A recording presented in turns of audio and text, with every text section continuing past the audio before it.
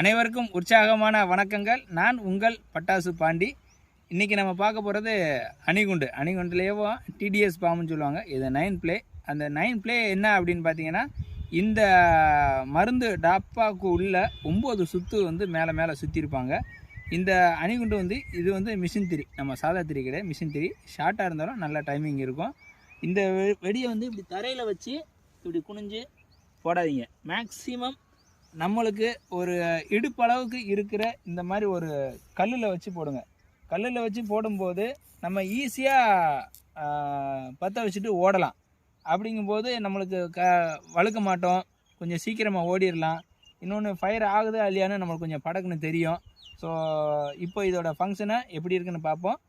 வச்ச உடனே டப்புன்னு ஓடிடுங்க. சவுண்ட் எஃபெக்ட் அதிகமாக இருக்கும். வாங்க இப்போ இதோட ஃபங்க்ஷன் இப்போ பார்த்துடலாம்.